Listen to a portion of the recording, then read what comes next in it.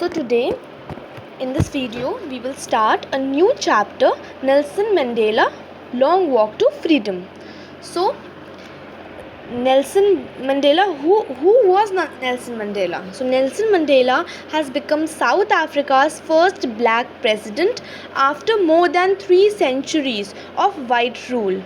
Mr. Mandela's African National Congress ANC party won 252 of the 400 seats in the first democratic elections of South Africa history. The inauguration ceremony took place in the Union Building Amphitheatre in Pretoria today, attended by politicians and dignitaries from more than 140 countries around the world. Never again will this beautiful land experience the oppression of any other, said Mr. Mandela in his address.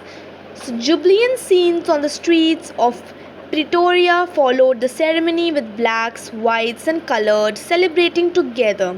More than 100,000 South African men, women, and children of all races sang and danced with joy. So, Nelson Mandela सबसे पहले थे कौन? सो Nelson Mandela कौन थे? Nelson Mandela first black president थे Africa के. जैसे कि इंडिया में वाइट रूल था, वैसे ही अफ्रीका में भी वाइट रूल था फॉर 3 सेंचुरीज़. जैसे इंडिया में महात्मा गांधी, सुभाष चंद्र बोस, इन सब ने एज अ फ्रीडम फाइटर एक फ्रीडम के लिए लड़ाई लड़ी, वैसे ही अफ्रीका में नेल्सन मंडेला थे. तो वहाँ पे बेसिकली किस चीज़ में होता था? कलर में. जो आपका बॉडी कलर है, वाइट्स एंड ब्लैक्स. तो नेल्सन मंडेला ब्लैक्स में आते थे.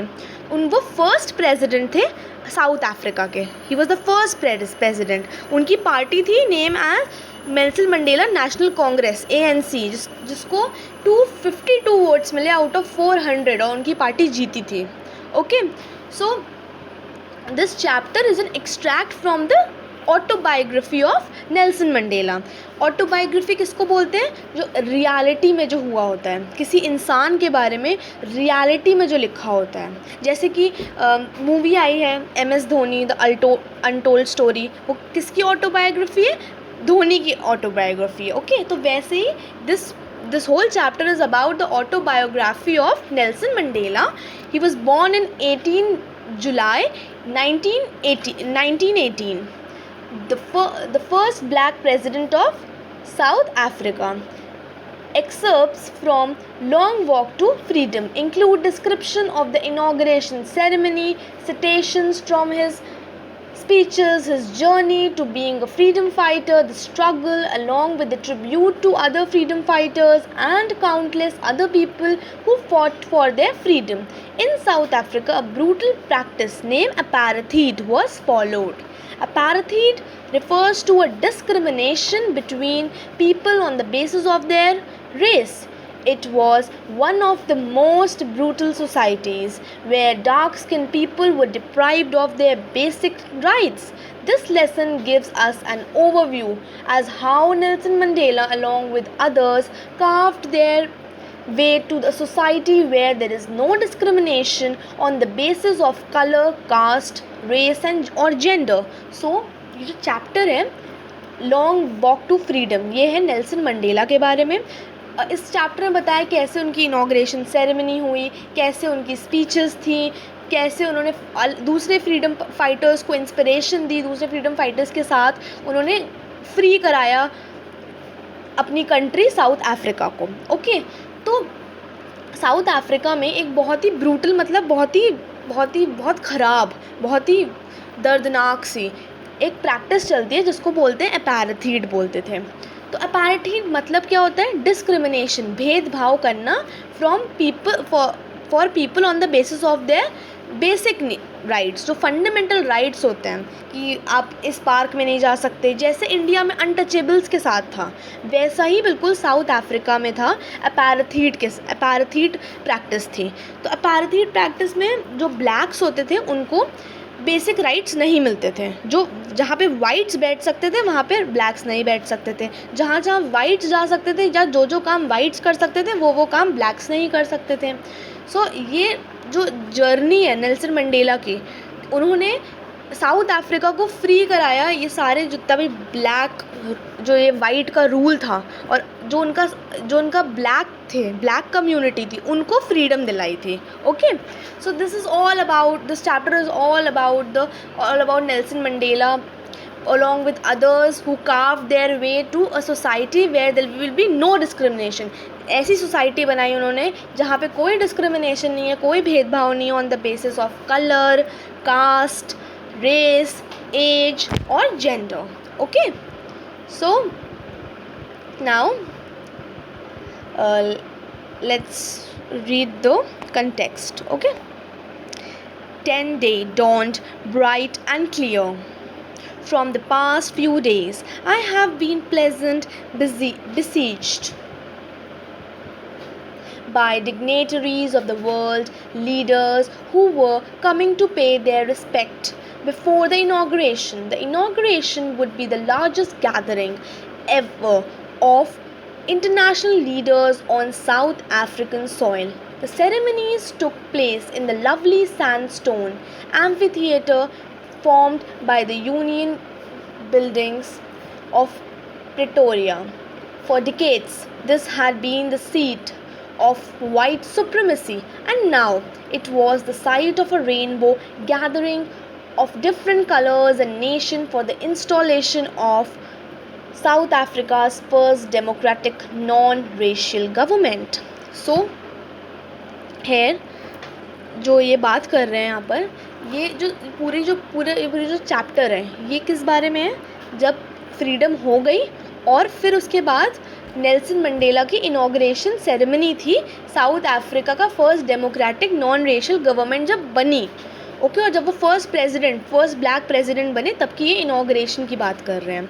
Okay, so here meaning of dawned means began. 10th में dawned bright and clear, began, a day began. ठीक है, pleasantly means giving a sense of happy satisfaction or enjoyment, and in the first line there is a word besieged।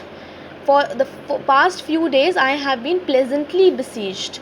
Besieged means to be surrounded by dignitaries। Dignitaries means a person considered to be important। जो VIP लोग होते हैं, जो high rank के या फिर high office के होते हैं, जो हाई रैंक को होल्ड करते हैं, जैसे नरेंद्र मोदी PM हैं, प्रेसिडेंट हैं, जो हमारे रामनाथ कोविंद, तो ये सब जो हैं वो हाई डिग्नेटरीज़ हैं। तो दिस लाइन सेज कि जैसे 10th में बिगैन हुआ, जैसे 10th में डे आया और पास्ट फ्यू डेज से जो नेल्सन मंडेला हैं वो सराउंडेड हैं बड़े बड़ी डिग्नेटरीज से। Besiege mean surrounded by a person, a dignitary means a person considered to be very important because of high rank or office।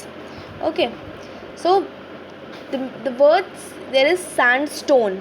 Okay, so sandstone means a sedimentary rock consisting of sand or quartz grain cemented together, typically red, yellow or brown in color। तो एक rock को हम लोग sandstone बोलते हैं। ठीक, the ceremony took place in the lovely sandstone amphitheatre. जो amphitheatre था, जो हॉल था, ऑडिटोरियम था, वो सैंडस्टोन का बना हुआ था। ठीक है, सैंडस्टोन रॉक का बना हुआ था। Okay, and there is a word amphitheatre. Amphitheatre means an open air theatre, जो ऊपर से खुला होता है थिएटर, जैसे स्टेडियम टाइप का वैसा। Supremacy means a state or condition of being superior to all others in authority, power or status। So where this word is used in the second last line, for decades this has been the seat of white supremacy। Supremacy मतलब क्या होता है, a state or condition of being superior, कोई ऐसी condition या कोई ऐसी state जहाँ पे कोई आपसे बड़ा है, कोई आपसे ऊपर आता है, कोई आपकी जो authority है, जो उसके पास ज़्यादा power और ज़्यादा status है। Okay, so this paragraph means 10th May was the day when Nelson Mandela sworn in as the first black head of the state, first president, okay, of South Africa। It was after years of struggle that his anti-racist party, anti-racist मतलब जो कोई भी भेदभाव नहीं करती, blacks white कोई से भी कलर की हो, आपको कोई भेदभाव नहीं होगी, okay, came into power. Until then the seat had been occupied by the white presidents. So Nelson Mandela, ये जो दिन था 10 मई का, ये दिन था जब नेल्सन मंडेला को फर्स्ट ब्लैक प्रेसिडेंट बनाया गया, और उससे पहले जो प्रेसिडेंट थे, जो ये सीट थी वो बहुत ज़्यादा सेंचुरीज से वाइट्स के पास थी, वाइट प्रेसिडेंट थे इसके. That is the why the author refer to the day as the bright and clear. तो ऑथर ने इस डे को ब्राइट और क्लियर क्यों कहा है? 10 मई डॉन्ड ब्राइट एंड क्लियर, क्योंकि आज का दिन है जब उन्हें वाइट से आज़ादी मिल गई. उनके ऊपर कोई नहीं है, कोई उनको रूल नहीं कर रहा है, कोई उनके ऊपर दबाव नहीं डाल रहा है, कोई उनके राइट्स नहीं छीन रहा है. That is what is known as bright and clear. So that is the reason the author here is saying the day as bright and clear. It was a morning full of hope. Days before this date, many notable personalities started congratulating him for his victory. For the first time in the country's history, so many international leaders came together for their inauguration ceremony. The ceremony took place in an open circle building made of sandstone, consisting of union buildings in a Pretoria city. Okay, understood? So now let's come to the another paragraph. On that lovely autumn day, I was accompanied by my daughter Zenani. On the podium, Mr. De Klerk was the first sworn in as second deputy president. Then Thabo Mbeki was sworn in as the first deputy president. When it was my turn, I pledged to obey and uphold the Constitution and to devote myself to the well-being of the Republic and its people, to the assembled guests and the watching words. Okay, so deputy मतलब क्या होता है? Second in command, जो दूसरा होता है, उसके नीचे होता है. और स्वॉन मतलब क्या होता है? To take an oath. उन्होंने क्या ली? एक ओथ ली. Determined to stay in the role specified. Okay. Pledged मतलब क्या होता है? फर्स्ट लाइन जो है इसमें प्लेज्ड का मीनिंग है, right? So what is the meaning of pledged है? Pledged means committed. कोई पर्सन या कोई ऑर्गेनाइजेशन से कोई को कमिट कर दिया आपने कि ये चीज़ आप करोगे ही करोगे, आपको ने कोई प्लेज कर ली, कोई वादा कर दिया, ठीक है, उसको बोलते हैं प्लेज. ठीक है. So okay, so this paragraph means that the author was accompanied by his daughter Zenani. तो नेल्सन मंडेला जो हैं, उनकी जो बेटी का नाम है वो है ज़ेनानी. तो जो ऑथर हैं, जो नेल्सन मंडेला हैं, वो अपनी डॉटर को साथ में लाए थे on this big day. This is a big day क्योंकि वो प्रेसिडेंट बनने जा रहे हैं, first black president of South Africa, right? So first the 2 vice presidents took an oath. तो जो 2 वाइस प्रेसिडेंट्स थे, डेप्टी मतलब सेकेंड नंबर पे, जो इनके नीचे काम करते हैं, जो इनके नीचे पावर में हैं, तो वो डेप्टी प्रेसिडेंट्स थे. तो 2 deputy presidents named mister de Klerk and Thabo Mbeki, उनका नाम था. इन दोनों ने पहले ओथ ली. ओथ मतलब शपथ ली, ठीक है. Then when his turn came, he committed to respect, protect and abide by the constitution and to devote his entire self into the welfare of the country. तो जब इसकी टर्न आई, जब Nelson Mandela की turn I, तब उन्होंने क्या किया? उन्होंने ये प्रॉमिस किया कि वो इस चीज़ की रिस्पेक्ट करेंगे, स्टेट को प्रोटेक्ट करेंगे, और जितना भी जो भी कॉन्स्टिट्यूशन है उसको हमेशा फॉलो करेंगे, और अपनी सारी लाइफ इसकी वेलफेयर, इस कंट्री को अच्छा करने में लगा देंगे. So let's see what he said. To the assembled guest and the watching world, I said, today all of us do by our presence here confer glory and hope to newborn liberty out of the experience of an extraordinary human disaster that lasted too long. Must be born a society of which all humanity will be proud. We who were outlaws not so long ago have today been given the rare privilege to be host to the nations of the world on our own soil. We thank all our distinguished international guests for having come to take possession with the people of our country of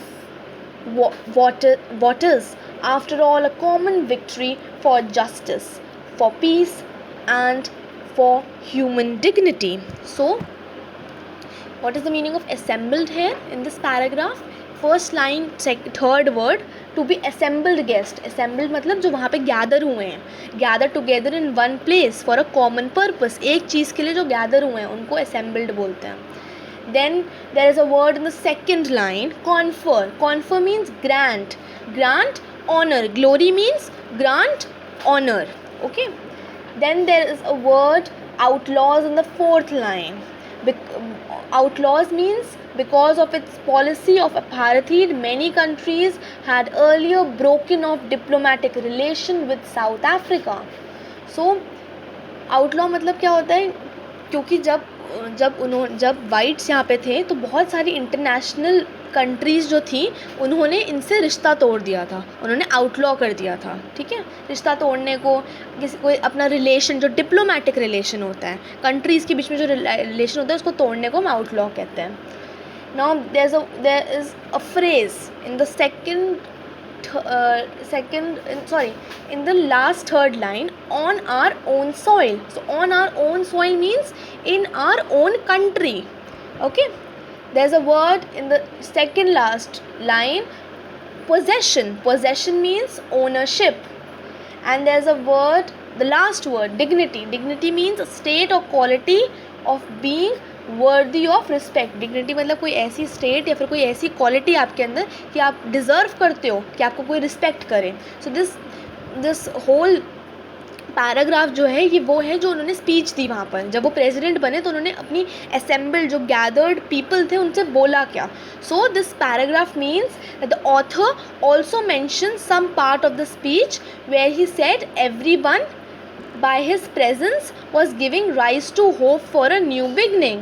Previous rulers were discriminatory and lasted for long, but the ones who were given the opportunity to rule now is ANC.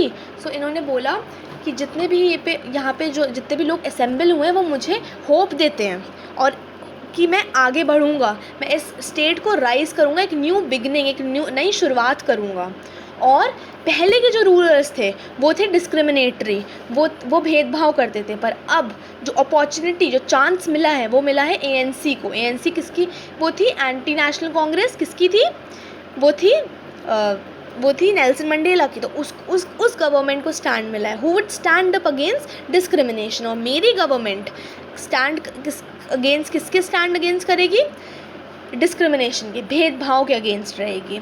He is glad to host a ceremony with the presence of global leaders. It is an achievement in itself. तो Nelson Mandela थे वो बहुत खुश थे. Glad means बहुत खुश कि वो इतने बड़े बड़े दिग्गज लोगों के साथ ये असेंबली जो है वो होस्ट कर रहे हैं. इतने बड़े बड़े ग्लोबल लीडर्स आए हुए थे उसको अटेंड करने के लिए, और यही एक अपने अंदर ही एक इतनी बड़ी अचीवमेंट है ये. There was a time when South Africa for practising apartheid lost all its international political relation, जिसको हम बोलते हैं आउटलॉ. तो एक टाइम था जब यहाँ पे प्रैक्टिस होता था अपार्थाइड किया. अपार्थाइड वही हो गया, discrimination between whites and black. ये जो प्रैक्टिस थी उसकी वजह से जितने भी इंटरनेशनल जो रिलेशंस थे और कंट्रीज़ के साथ वो सब टूट गए थे. Now there is no segregation. But अब क्योंकि एएनसी कांग्रेस आ गई है यहाँ पे, क्योंकि एएनसी गवर्नमेंट आ गई है, अब यहाँ पे कोई भी भेदभाव नहीं होगा on the basis of race and gender. And nations are happy to have healthy democratic relations. तो अब जो भी जितने भी नेशंस हैं उनके साथ हमारा साउथ अफ्रीका का अच्छा, हेल्दी मतलब अच्छा रिलेशनशिप बनेगा. Finally they have come to power and they pledge to everyone to make everyone proud. He thanked everyone, especially the international leaders, for joining them in celebrating their achievements, which is step towards an society where every human will be treated fairly. तो Nelson Mandela is saying he is thanking everyone, especially जो बाहर से जो international leaders आए हैं इस assembly को join करने के लिए, and them in celebrating their achievement. वो ज्वाइन क्यों करा, यही अचीवमेंट, प्रेसिडेंट बने इसकी अचीवमेंट सेलिब्रेट करने के लिए.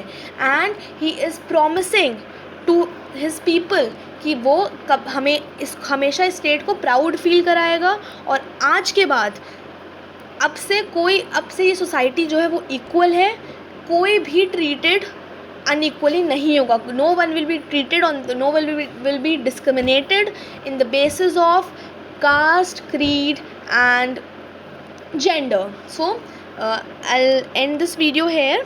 I will basically explain you the next part of the chapter in the next video.